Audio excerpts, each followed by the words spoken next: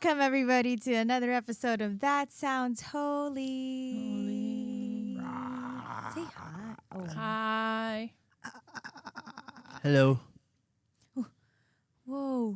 Hello? Hello? Kaya nyo ba na, hindi nyo nakikariyo? Yung kanina pa yun. Narinig. Hindi. Ngayon ko lang Hello. narinig. Hello? Hello? Woo! Echo. Okay, for context, meron kasing echo. Echo. Echo rhymes with nachos. So we would like to thank our Ang sponsor for galing mo doon. Thank you for our sponsor Thank you so for this episode. much. Pakita natin. No, matapon mo yan. Lo!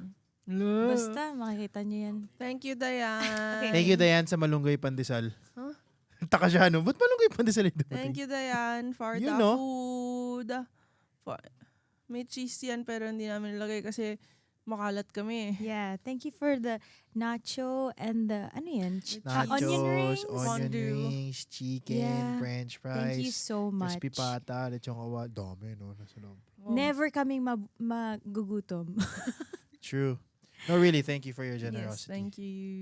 Yes, thank you so much. We appreciate it and we feel very, very loved.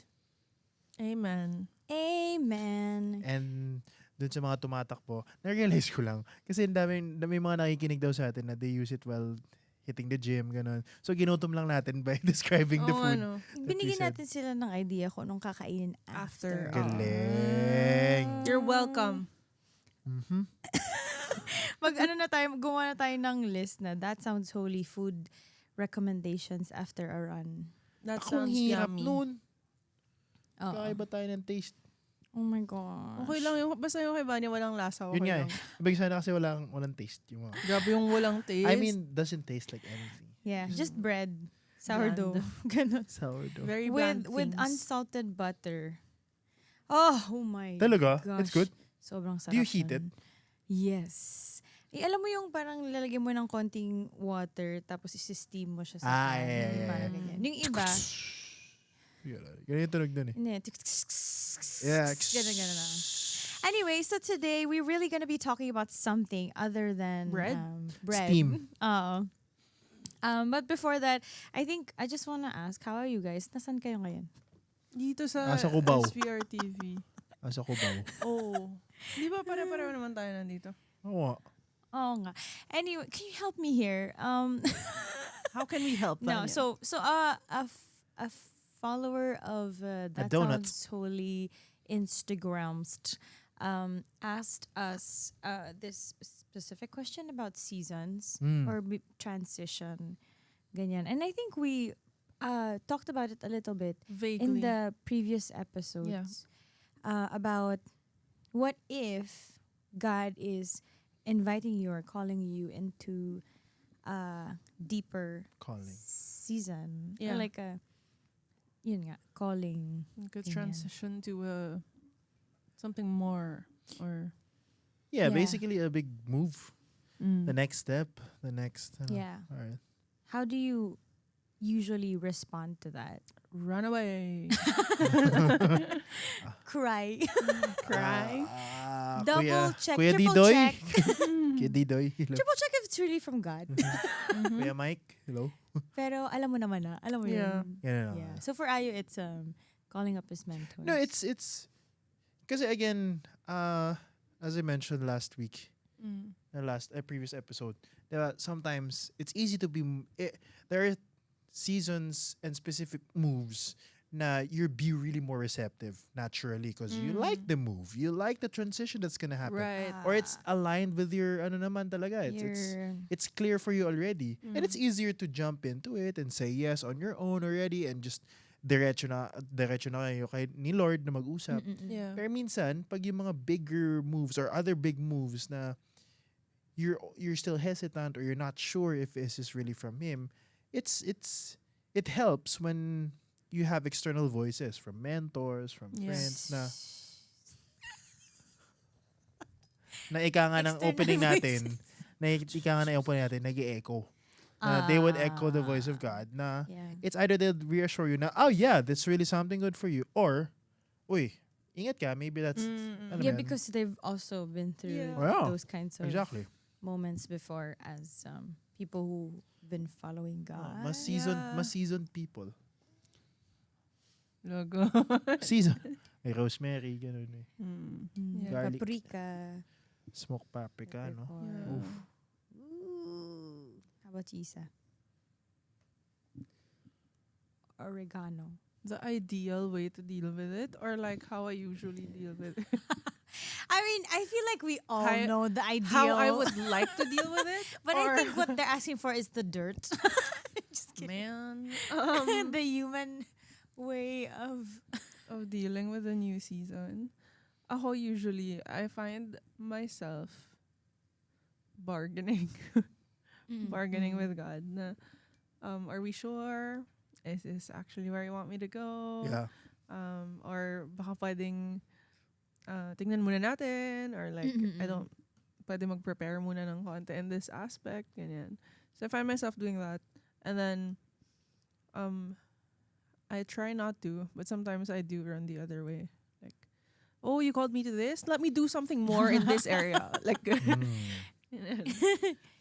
Yeah. Yun. I feel like I can do something that's not related to that. Oo.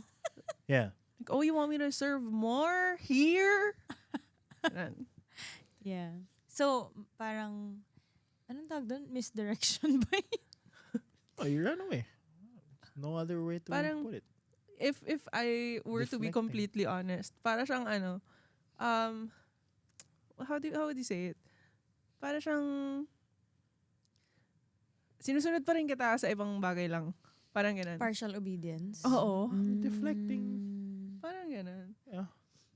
Yeah. Following your own will. Oo, parang ganun. Yeah. Or you interpret it in such a way na Hindi nga kung saan ka convenient. Hindi siya sa interpretation. It's more like, I'm scared to do that, so I'm gonna do more here na lang. I'm still gonna move, but on Oo, another oo. thing. Parang ganun. Yeah. Yeah, that's the real answer. Do I like it? No. Is it ideal? It's convenient.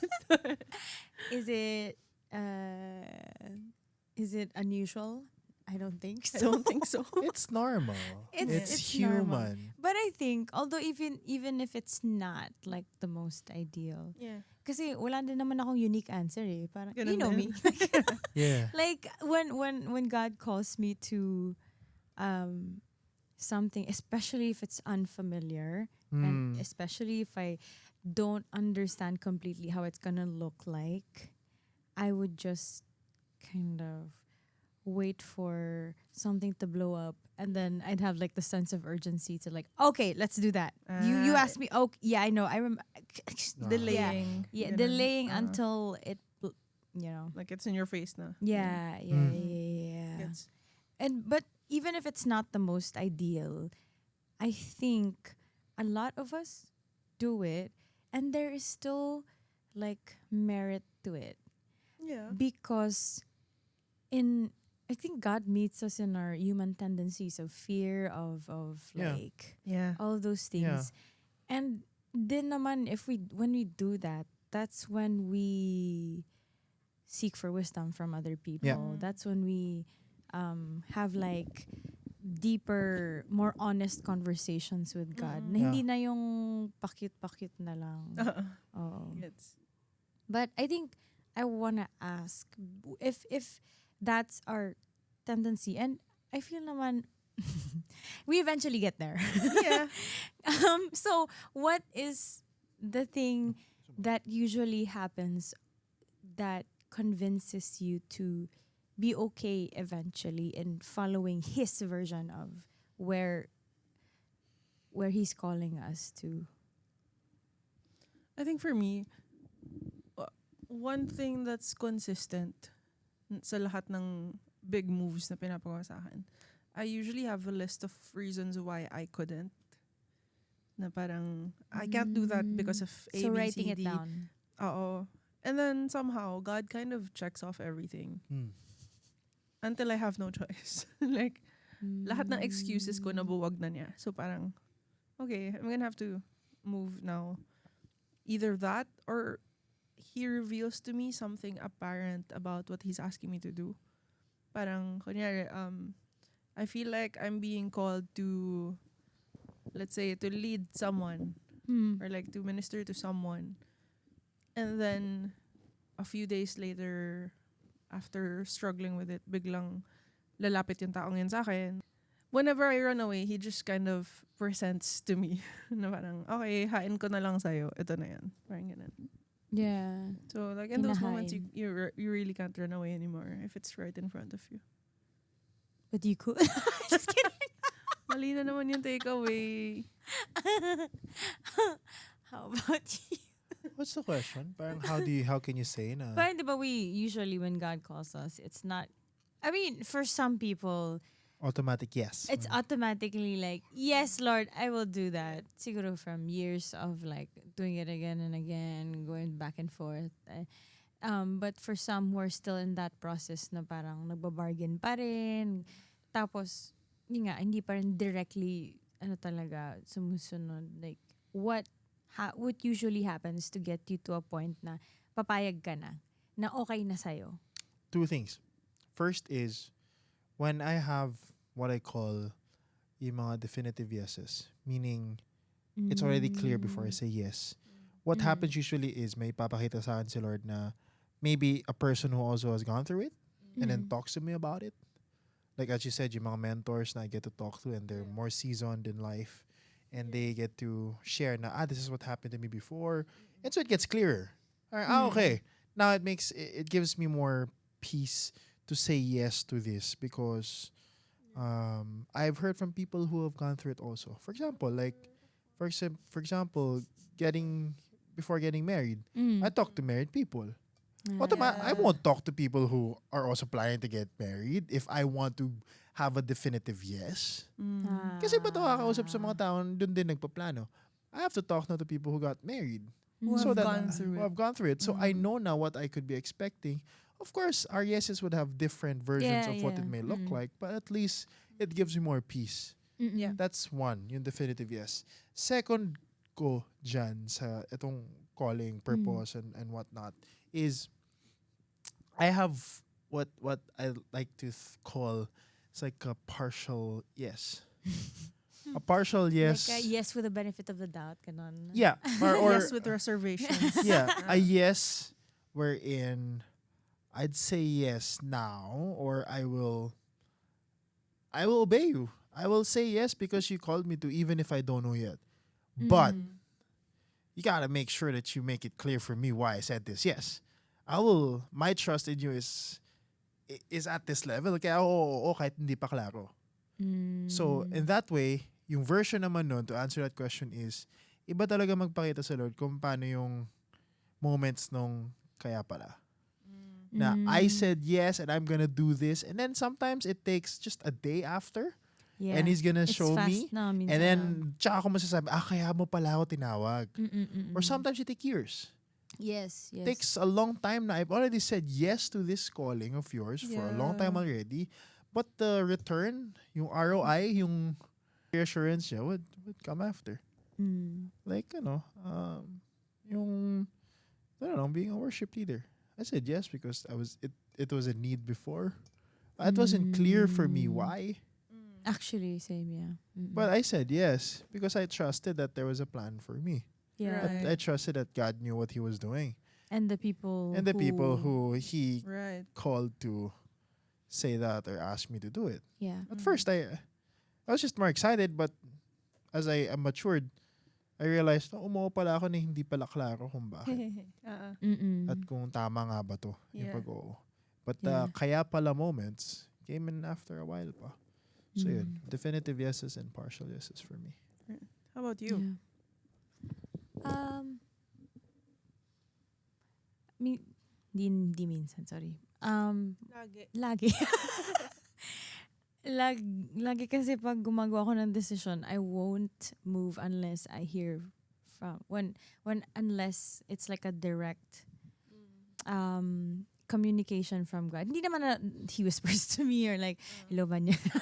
Hindi naman ganon. Medyo I'm still working on that because God, of course, can speak through friends, through mentors, through all, whatever. So, like people, basically. But ngayon, mas solid yung yes ko when I have prayed for it for like a while and I've gathered data gathering pa. Wow. Fishing. When I've like gathered evidences to like when I put the pieces Yeah. together and like okay, it seems like you really want me to go to Right. do this.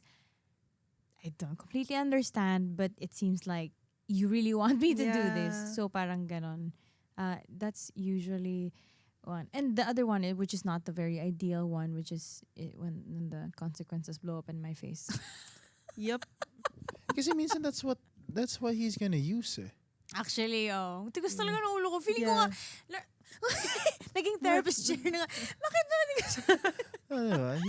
He would Yeah. use those moments also. Yeah. Si Peter nga tigas sa ulo. Nasisi pa nga. Diba when he uses moments where you really find yourself in weakness. Yeah. Oh, when Oo. you're at the end of yourself, Yeah. basically. Yeah. When you're really in that hole already and you're you can't get out of it anymore. Yeah. That's when it'd be like, oh, fine. Mm-mm. Ay, ganun. Was there like a specific memory, like very memorable na season of transition na it was really like, wow, God. Okay. na sobrang clear. Na clear. Mm-mm. Or like very memorable for you at least. I think, ako wala din masyado. Tinanong ko lang. Pero I think yung pinakamalinaw ko pa rin yung before ako nag-resign for missions talaga. So I think the same evidences na Yeah.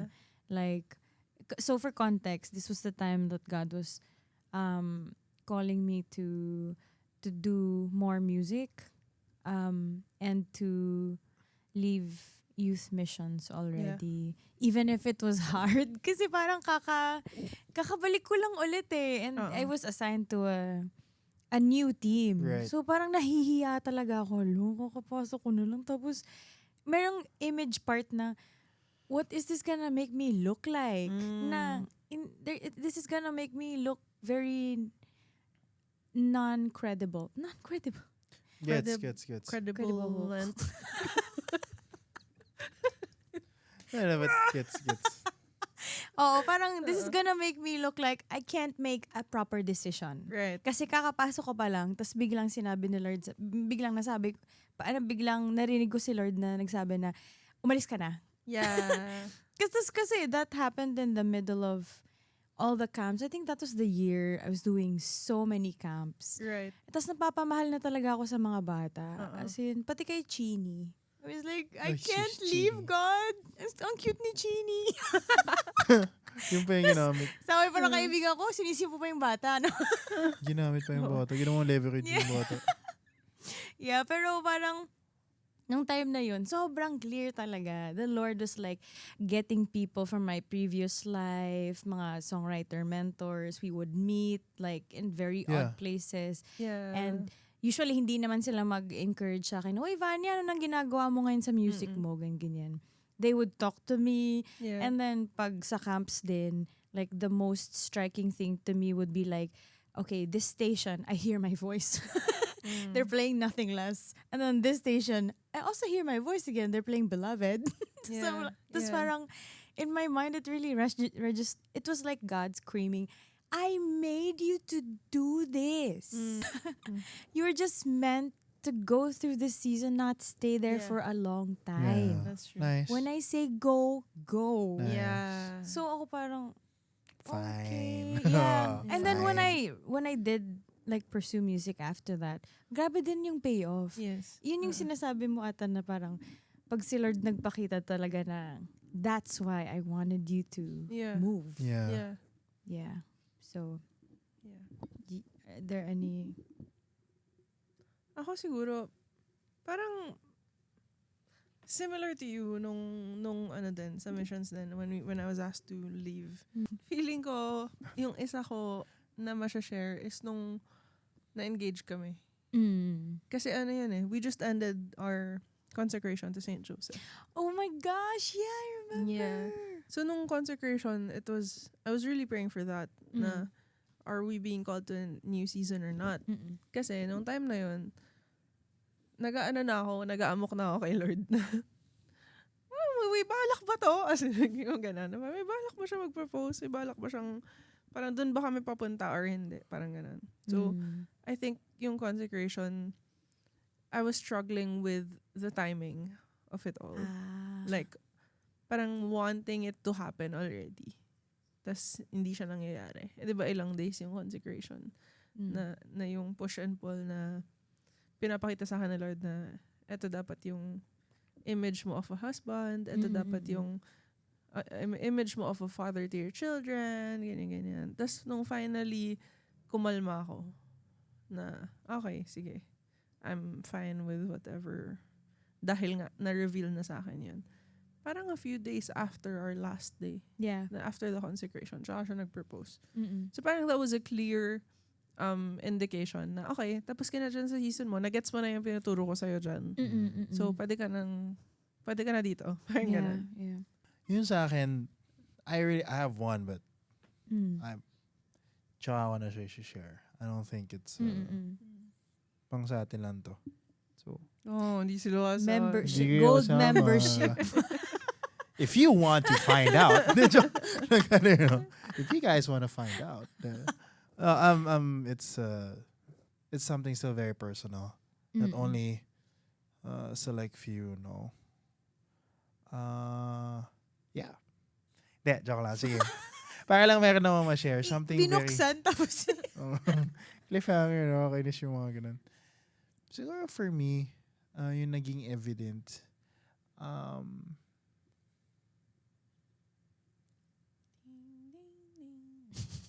siguro in moments wherein the younger generation would ask me questions and thank me after they've led worship.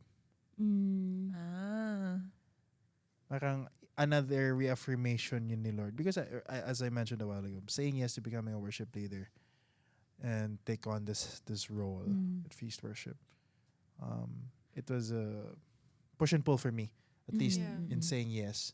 But when I hear the next generation say na they copy me, they the way I sing, the exhortations, the ad-libs. Oh my gosh. Ito lang Holy Week retreat eh. Araw-araw, lahat ng ad-libs ko na nasa demo, ginamit din eh. So parang, alam mo yun, pag nakakita ko ng ganun, they would message me, they would ask for help, and they would thank me. It's a reassurance from God for me na parang, okay, that's why you put me here, to help, to hopefully to pass it on and to be a good role model to the next generation. Yung parang paying it forward, just the same way na I got it from sila Kuya Mike, na Kuya Didoy, na Kuya Odds, and then seeing it to the next generation. It's now God's way, at least for me, it's God's way of saying na, see, that's why I put you there. We need to transition it now to the next. Minsan kasi when you're in that, when you already said yes, you wouldn't necessarily feel it agad when you're already in that season or if you're in that move. Like when I was a worship leader already, when Feast Worship was starting, we're already in the movement. But there were still a lot of moments where we were so unclear and unsure why we were there. And a lot of us, if not all of us in Feast Worship, we all share the same sentiments. So why me? There's someone better. There's someone better. There's someone who can do it, a lot more, with so much authority and maturity spiritually, mentally, emotionally. Ganyan. Skill. And skill-wise, about confidence and all that. And yet, we all said yes. Because we trusted that God had a plan for it. And then, unti-unti, natanggap pala natin, and yung mga kaya pala moments, yung mga payoffs, it's not for me now. It's not me telling myself, galing ko naman pala, lumaki yung faith ko lalo, or gumaling ako kumanta, gumaling ako mag-lead. Hindi. It's not the next generation. It's the next generation when they say na now they're using our songs to sing to the next generation also. They're using our exhortations, the mga feasts nila, diba? They use our songs in their feasts, in their offices, in their schools. That's the payoff. Now, wow. That's why I said yes, because now it's way more than just for me. It's for the next generation. Why are you making that face? No, because I caught myself. Sorry. Itong dalawa to kapag ako yung nag-share, daming mo na nangyayari. Hindi ko napansin. May nakita ka ba? Bala kayo dyan. Okay, so as we wrap up, wow, Oh, bilis. wrap. Ay. Boots and cats and boots. Oh, wow. Okay, wow, okay. So, got carried away. Oh. Okay, so no, Maybe you're being called to be a rapper. Yun yung plot twist, no? Bam Bam. I My rapper will name would trust, be ano. and I will Lil see. Bam. Lil Lil Bam. Kung angas ha. Lil Bam. Tapos palagi akong sunglasses kasi may vertigo. Lil. Anyway, hindi kasi 'di ba yung lights minsan sa sa events may Okay. at least I can rap in peace. Anyway, Okay. so the as we wrap up, the thing I wanted to talk about was like sometimes the lie I tell myself when these important decisions come up is like it doesn't really matter. I mean, I can just like float through it. Yeah. Doesn't I mean, hindi naman matatapos yung mundo kung hindi Oo. ko pagdadaanan to ng maayos eh. Oo. Kung hindi ko to seryosohin. Tama. Like hindi naman like God is more powerful than my little Yes. mistakes. But I think what I wanted to ask was like why is it important that we go through this the best that we could? With meaning like with all our courage, with all our love and trust. Na pwede namang hindi. Pero bakit importante na we still choose to go all in, kumbaga? Yeah. Bakit nga ba? Ako, Si Ayo ata meron. I don't know if she listens to this podcast, but I told this to a friend very, very recently. That it all boils down to love and peace. Love and peace. It's love and peace. Mm. You gotta give it your all when it comes to a very big decision in your life. Whether it be, in a relationship or magmamigrate or a Yeah. job or a calling at church or whatever. Kasi, yes, we have free will. So meaning, whatever you decide on, regardless if it's saying yes to a specific calling that he has for you, or you say yes to another thing, he's gonna be with you regardless. Yeah. Mm-mm. He's gonna honor what you chose, and he's gonna love you for that, and still be with you, and still make you feel that you're not alone. Mm. But- Sakop pa rin ng pagmamahal Yeah. niya. Yes. But will you be at peace? Mm. Will your heart be at peace?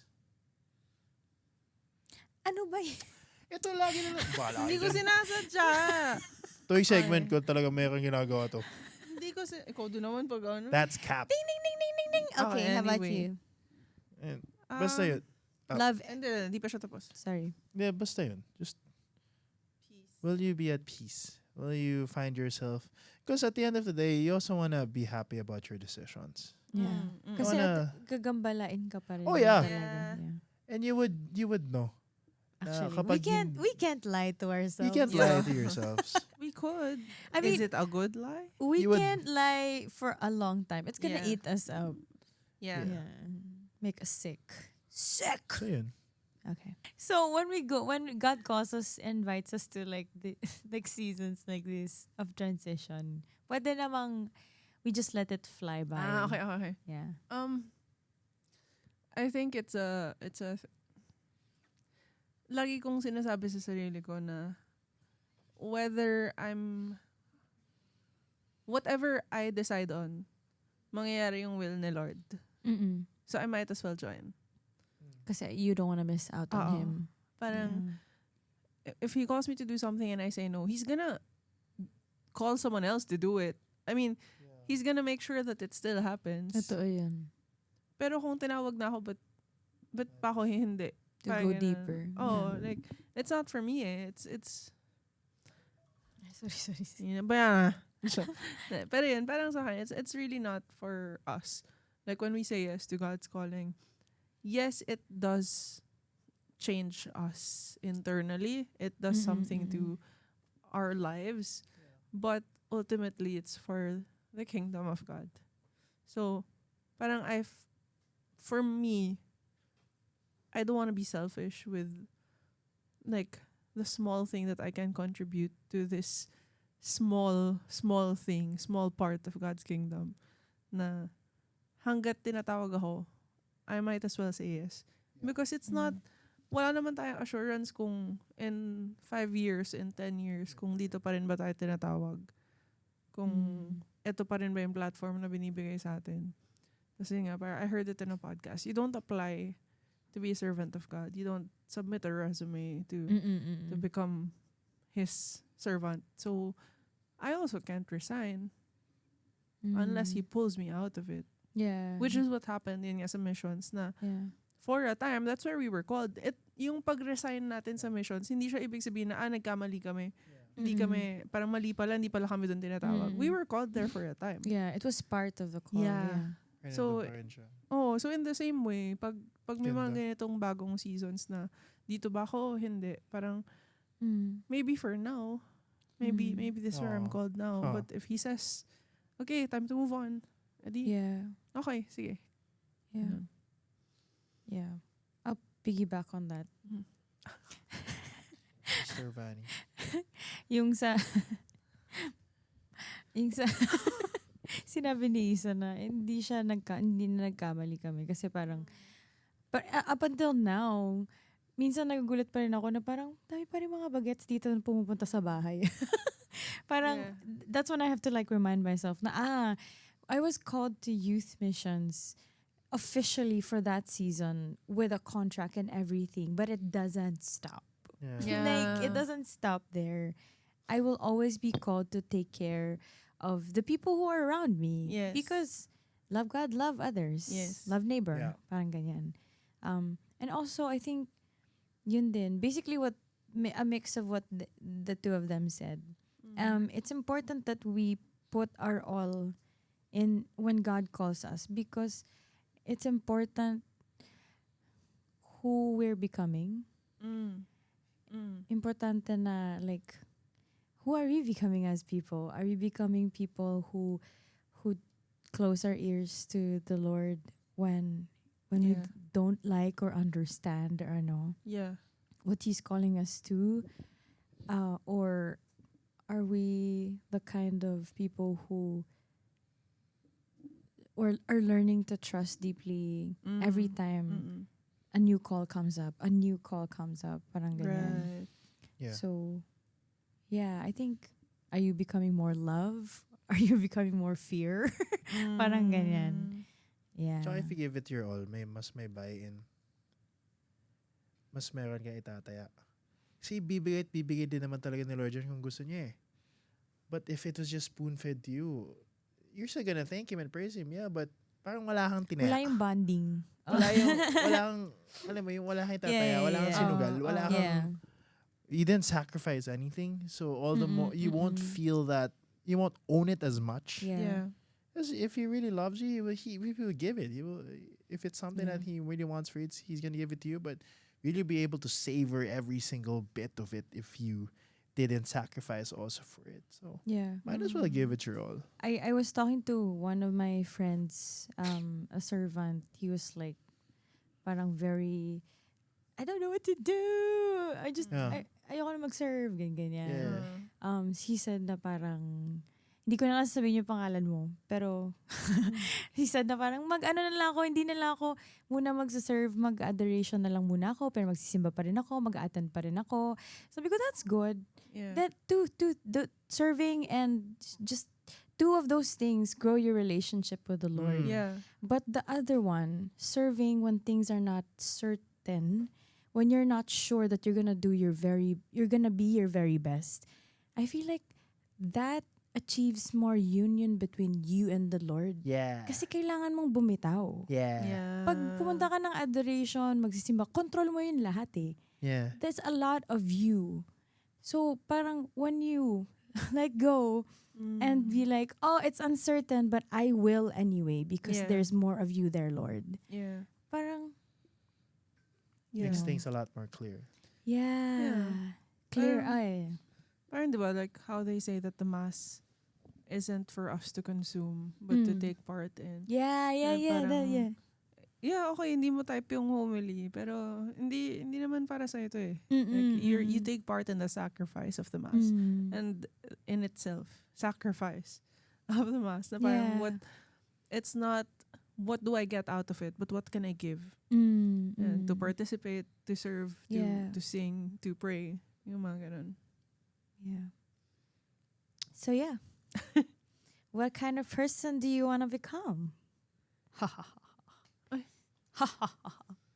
Anyway, I don't know how to close this episode. I think we'll see you next episode. We have another one. So And thank you guys. we're praying for you. Whatever it is that you're going through that requires a big move in your life, you can share it. I mean, share it to Leave us. a comment. Baka mamaya wala, yun pala isa importante, you have to talk about it with people. Yeah. That's something very Yeah, crucial. you said that. Yeah. Yeah, anyway, to share it. But if you don't have, we're all ears if you want to share it. Yeah. Minsan kailangan mo lang marinig yung sarili mong sinasabi. Yeah. Pag ini-echo mo dun yung sarili mo. Or meron ka lang batuhan na meron ka nakikwentuhan. Pwedeng kami yan sa page namin. So, hulaan nyo na lang sino sasagot sa amin. That sounds holy. It's usually me. Yeah. Minsan si Jade. Sobrang random mo si Jade. Thank you guys. Thank you for staying until the end of the episode. Yes. We'll see you next episode. See Bye. you. Thank you again, Diane. Thank you.